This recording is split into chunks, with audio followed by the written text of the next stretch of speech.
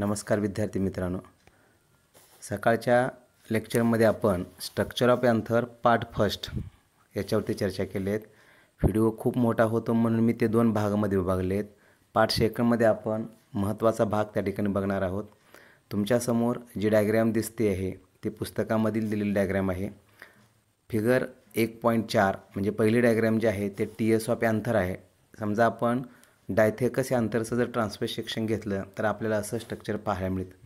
आणि त्याच्यानंतर हा अंतर जेव्हा मॅच्युअर होतो तेव्हा हे अंतर बस्ट होतात, फुटतात आणि त्याच्यामधून मग पोलंग्रेस कसे बाहेर पडतात हे दुसऱ्या डायग्राममध्ये दाखवले आहेत. तर डायथेकस अंतर कशाला म्हणायचं, तर ज्या अँथरमध्ये 2 अँथरलोब असतात त्याला आपण डायथेकस अंतर असं म्हणतो.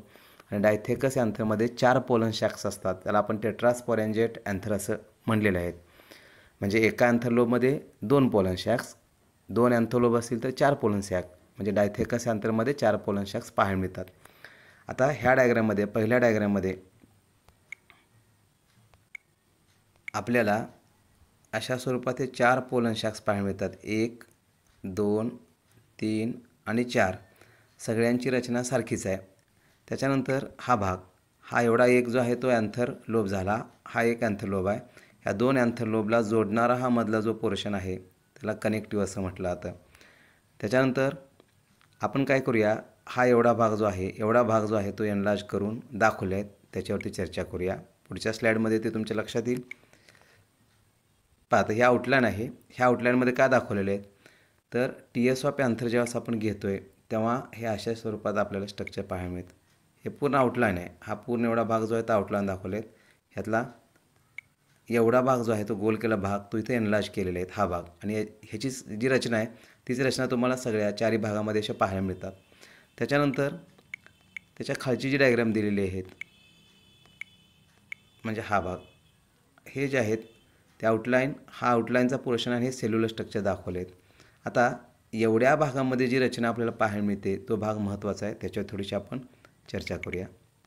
पुढच्या स्लाईडमध्ये तुमच्या लक्षात येईल.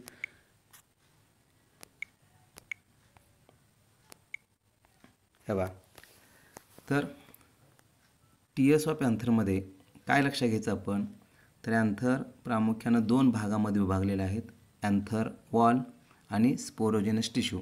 एंथर वॉल म्हणजे काय, तर एकूण 4 लेयर्स आहेत या डायग्राममध्ये.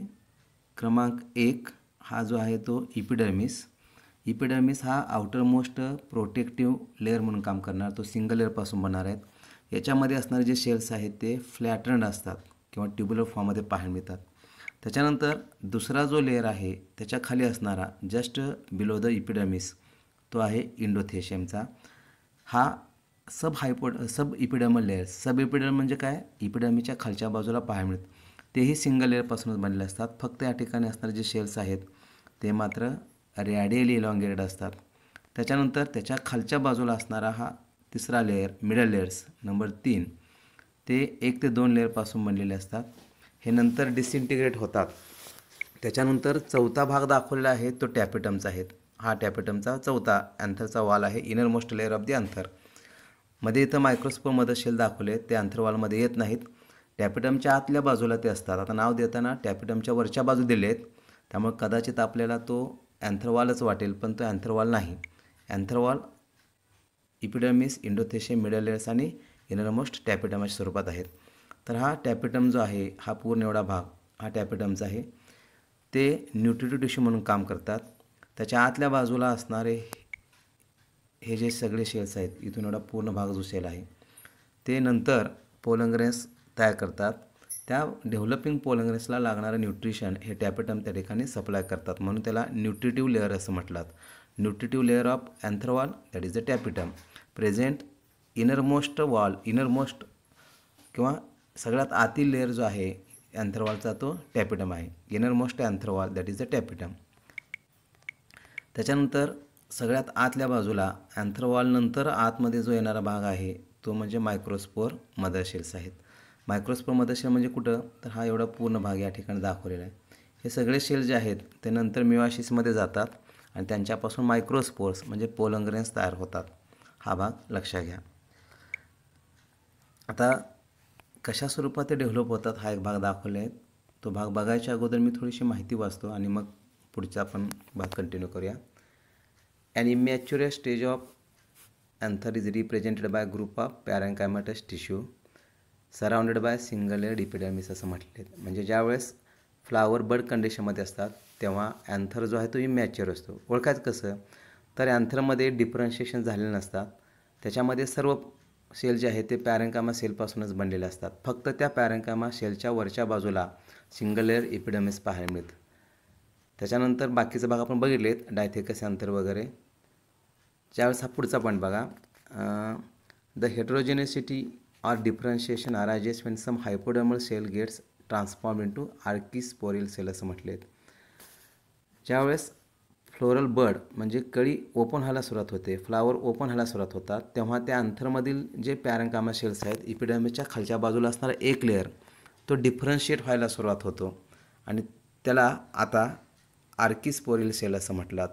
हा आर्किस्पोरियल सेल जो आहे तो नंतर डिफरन्शिएट व्हायला सुरुवात होतात आणि त्यांच्यापासून मग वेगवेगळे लेअर तयार होतात. ते आपण टीएस ऑफ अँथरमध्ये बघूया. मी वाचून दाखवतो अगोदर.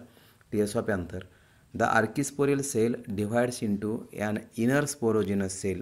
म्हणजे इपिडर्मिसच्या खालच्या बाजूला असणारा पॅरेंकामा सेल जो आहे सिंगल लेअरचा तो आता आर्किस्पोरियल सेल म्हणून काम करतो. केव्हा फ्लावर ओपन व्हायला सुरुवात झालं की अँथरमध्ये डिफरन्शिएशन व्हायला सुरुवात होतं. डिफरन्शिएशन व्हायला सुरुवात होतात म्हणजे काय, सर्व पॅरेंकामा सेल जे आहेत ते एका प्रकारचे असतात. आता त्यांच्यामध्ये डिफरन्शिएशन होऊन epidermis, endothecium, middle layers, tapetum, sporogenous tissue cells तयार व्हायला सुरुवात होतात. त्या कंडिशनला हेटेरोजेनेसिटी असं म्हटलं जातं, म्हणजे differentiation. The archesporial cell divides into an inner sporogenous cell. म्हणजे आर्किस्पोरियल सेल जो आहे तो आतल्या बाजूला स्पोरोजेनस सेल तयार करतो आणि बाहेरच्या बाजूला प्रायमरी परायटल सेल तयार करतो. हे स्पोरोजेनस सेल जे आहे ते नंतर स्पोरोजेनस टिश्यू म्हणून काम करतात. प्रत्येक स्पोरोजेनस सेल जो आहे तो ज्यावेळेस मिओसिसमध्ये जातो तेव्हा त्यांच्यापासून 4 मायक्रोस्पोर्स तयार होतात. त्यांना आपण पोलन ग्रेन्स असं म्हणतो. ते टेट्राड कंडिशनमध्ये म्हणजे 4च्या ग्रुपमध्ये पाहायला मिळतात. आपल्याला माहिती आहे एका सेलपासून 4 सेल्स तयार होतात आफ्टर मिओसिस. या ठिकाणी प्रत्येक स्पोरोजेनस सेल जो आहे तो मिओसिसमध्ये गेला की त्यांच्यापासून जे 4 सेल्स तयार होतात त्यांना मायक्रोस्पोर असं म्हटलं जातं किंवा पोलन ग्रेन्स. आणि त्या 4 पेशींच्या ग्रुपला मायक्रोस्पोर टेट्राड म्हणजे 4चा ग्रुप असं म्हटलेलं आहे. तर प्रायमरी परायटल सेल जो आहे बाहेरच्या बाजूला जो तयार होणार आहेत त्या प्रायमरी परायटल सेलपासून मग नंतर अँथरचे वॉल लेयर्स तयार होतात, जे आपण ऑलरेडी अभ्यासलेत. कुठले वॉल्स तयार होतात, the wall of mature anther consist of 4 layers. हे 4 लेयर्स म्हणजे इपिडर्मिस, इंडोथेशियम, मिडल लेअर आणि टॅपिटम हे प्रायमरी परायटल सेलपासून तयार होतात. मग इपिडर्मिस कसं असणार आहे, epidermis is the outermost protective layer made up of tabular. आता टॅब्युलर दिलं इथे ॲक्च्युली ट्युब्युलर असा शब्द पाहिजे, म्हणजे tube like structures, tubular or flattened cells. Endothecium is sub epidermal layer. Endothecium हा इपिडर्मिसच्या खालच्या बाजूला असतात, त्याला सब इपिडर्मल लेअर असं म्हटलेलं आहे. Made up of radially elongated cells, असे लॅटरली इलॉंगेट असतात विथ फायबरस थिकनिंग, म्हणजे त्यांच्यामध्ये थिकनिंग पाहायला मिळतात. ही थिकनिंग प्रोसेस कशासाठी आवश्यक असते, तर अँथर बस्ट होण्यासाठी. ज्यावेळेस अँथर मॅच्युअर होतं तेव्हा ते बस्ट होण्यासाठी प्रक्रिया किंवा थिकनिंग आवश्यक असतात. Inner to endothecium is middle layer made up of thin walled cells 1 to 2 layered which may disintegrate in mature anther, ते नंतर नष्ट होतात. Tapetum is the innermost nutritive layer of anther wall. ते न्यूट्रिटिव्ह टिश्यू म्हणून काम करतात. It immediately encloses the sporogenous tissue. That is now these sporogenous tissue are called microspore mother cell किंवा त्यालाच पोलर मदर सेल्स म्हणतात. हे आपण पहिल्या लेक्चरमध्ये बघितले आहेत. तर ही जनरल माहिती जर तुमच्या लक्षात आली असेल तर आता आपण जनरल माहिती या ठिकाणी बघूया. हे पुस्तकामध्ये जे एक्सप्लेन केले ते मी डायग्रामच्या मदतीने एक्सप्लेन करण्याचा प्रयत्न करतो. इथे बघा, हा यंग अँथर आहे. यंग अँथर याला आता मी असं म्हणू शकतो इमॅच्युअर अँथर, जो बड कंडिशनमध्ये म्हणजे फुल कळी अवस्थेमध्ये असताना असणार आहेत. त्यावेळेस यांच्यामध्ये डिफरन्शिएशन व्हायला सुरुवात होतात.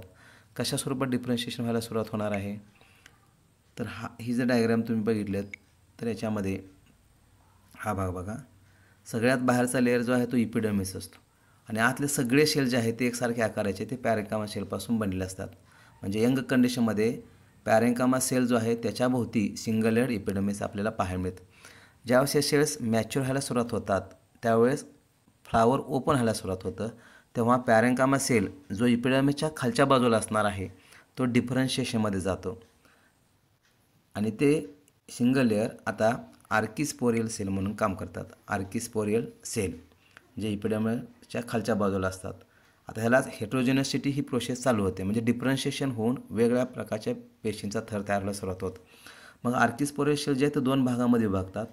आउटर लेअर जो आहे म्हणजे बाहेरचा जो भाग आहे तो डेव्हलप करणार आहे त्याला प्रायमरी परायटल सेल असं म्हटलं जातं, जे नंतर अँथर वॉलमध्ये कन्व्हर्ट होतात.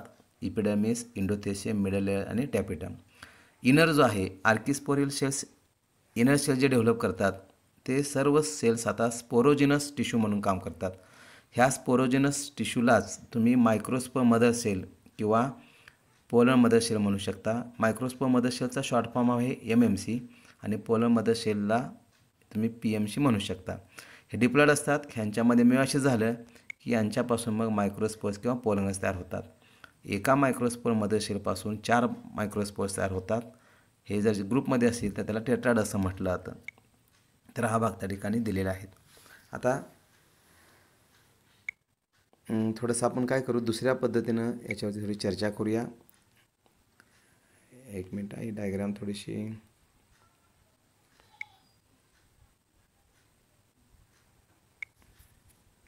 रेकॉर्डर कुठं आहे दिसे नाही ब्रश.